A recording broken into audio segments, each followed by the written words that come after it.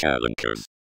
Bonjour à tous et bienvenue pour cette première édition de la Bulle Inno par Challengers. Pour cette première série de vidéos sur le hackathon, nous allons nous poser cette question essentielle, mais qu'est-ce que vraiment un hackathon? On entend de plus en plus utiliser ce mot à tort et à travers, alors faisons le point. Le mot hackathon est un mot qui n'est pas forcément facile à comprendre du premier coup. En effet, c'est un mot valise qui est composé de deux mots, du mot hackers et du mot marathon. En fait, c'est un marathon des hackers. Le hackathon est né dans les universités américaines où on regroupait un nombre d'étudiants assez conséquent pendant 2 jours pour travailler ensemble en équipe 24 heures sur 24, donc sans dormir ou presque sans dormir, pour réaliser des prototypes d'applications. Ce format s'inspire de la mouvance open source notamment.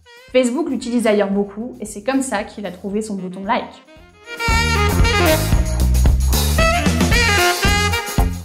La philosophie du hackathon se tourne autour de plusieurs valeurs. Tout d'abord l'esprit communautaire, puisqu'on va travailler en équipe, on est là pour relever un défi ensemble et on a un objectif commun. Deuxièmement, le hackathon c'est un jeu, puisque c'est une compétition où le meilleur projet sera récompensé.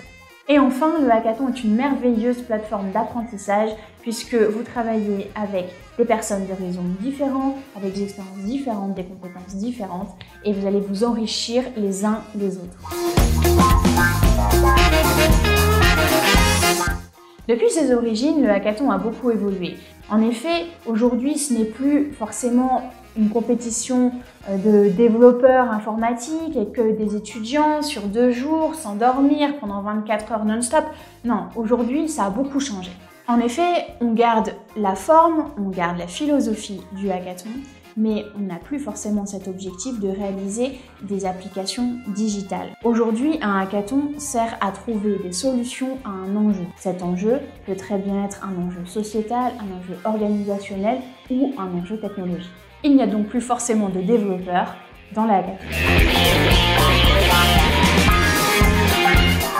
Le hackathon est donc aujourd'hui un événement d'intelligence collective où on rassemble des personnes d'horizons différents pour répondre à la problématique de l'organisateur.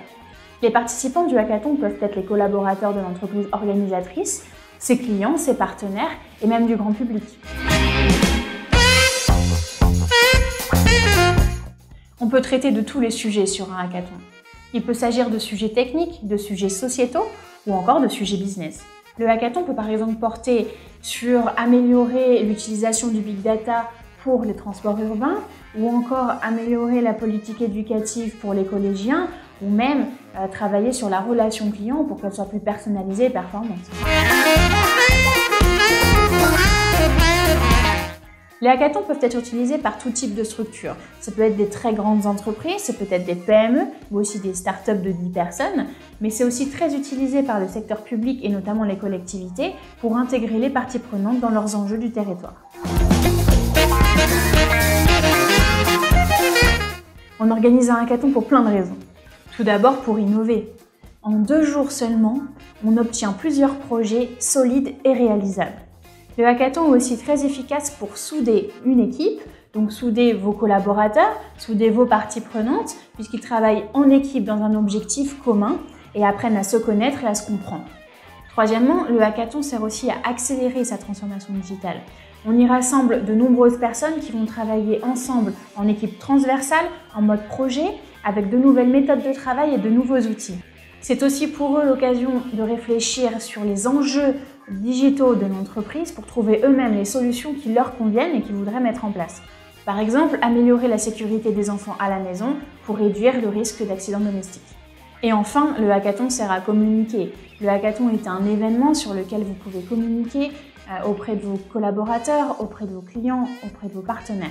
Ainsi, vous montrez que vous les écoutez, que votre organisation est flexible et ancrée dans l'innovation. Concrètement, le hackathon se déroule sur 2 à 3 jours. Alors pour les plus puristes d'entre nous, ça peut être 24 heures ou 48 heures sans dormir, mais je vous rassure, la plupart prévoient que vous rentriez chez vous pour une bonne nuit de sommeil. Sur ce 2 à 3 jours, on commence toujours par une première phase d'accueil. Évidemment, on accueille les participants, souvent autour d'un petit déjeuner, et ensuite on rappelle le défi à relever, les règles du jeu et le déroulé de l'événement. Puis on constitue les équipes et une fois prêtes, elles commencent à réfléchir sur l'idée qu'elles souhaitent développer. C'est lors de cette phase, lorsque les équipes sont en train de réfléchir à leur idée, qu'on peut imaginer et mettre en place des ateliers de créativité pour les aider à trouver l'idée sur laquelle ils souhaitent se placer.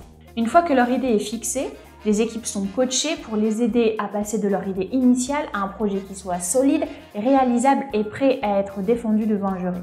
En fin de hackathon, les équipes sont amenées à réaliser un prototype de leur projet. Donc ça peut être tout simplement un PowerPoint qui présente leur idée, ça peut être une maquette interactive, c'est peut-être aussi une démo fonctionnelle du projet ou ça peut être un prototype en pâte à modeler pour présenter le principe. À la fin du hackathon, chaque équipe vient pitcher son projet devant un jury pour lui montrer que son projet est le plus pertinent et le plus intéressant pour répondre à la problématique. Le jury ensuite délibère et choisit le projet qu'il souhaite récompenser. Souvent, le projet gagnant est ensuite mis en place. Les projets gagnants ont, dans la plupart des cas, vocation à être étudiés et affinés pour ensuite être mis en place. Mais ce n'est pas toujours le cas. Ce qui peut être reproché au hackathon, mais plus généralement aux événements d'idéation, c'est le manque de suivi qu'il peut y avoir suite à l'événement. C'est pourquoi il est très important pour l'organisateur de définir dès le début ce qu'il adviendra des projets, comment est-ce qu'ils seront traités, et de tenir ses promesses vis-à-vis des participants.